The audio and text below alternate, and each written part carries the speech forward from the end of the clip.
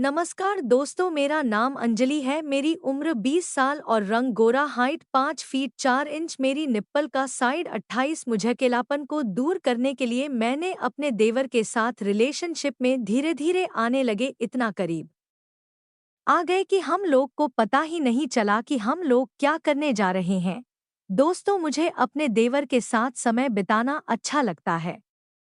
हमने एक दूसरे के साथ सीमा नहीं लांघी है, लेकिन जब मैं उसके साथ होती हूँ तो मुझे बहुत ही अच्छा महसूस होता है। मैं उससे मिलने के लिए कोई ना कोई बहाना तलाशती रहती हूँ और उसे घर पर भी बुला चुकी हूँ। मेरे पति ट्रैवलिंग जॉब में हैं और घर पर बहुत कम रहते हैं।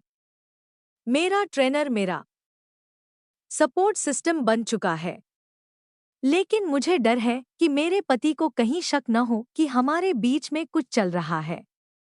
मुझे खुद समझ नहीं आ रहा है कि आखिर इस तरह के रिश्ते को क्या नाम दिया जाए। मुझे बाहों में लिया और बेडरूम में ले गया। उस दिन हम दोनों के बीच पहली बार संबंध। इसके बाद हमारे बीच कई बार संबंध बन चुके हैं।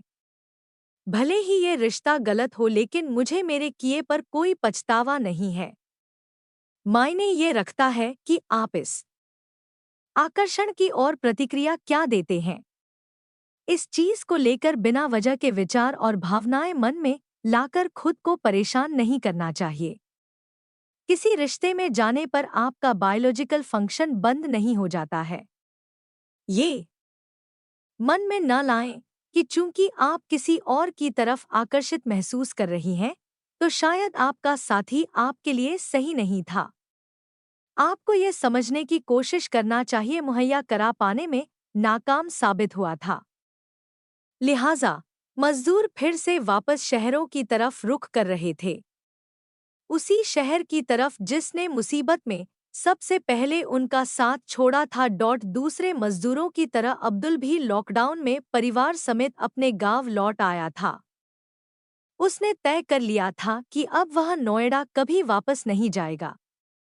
पीढ़ियों से जिस गांव में उसका परिवार रहता आया हो, वहां उसे 2 जून की रोटी कमाने में कोई परेशानी नहीं होनी चाहिए।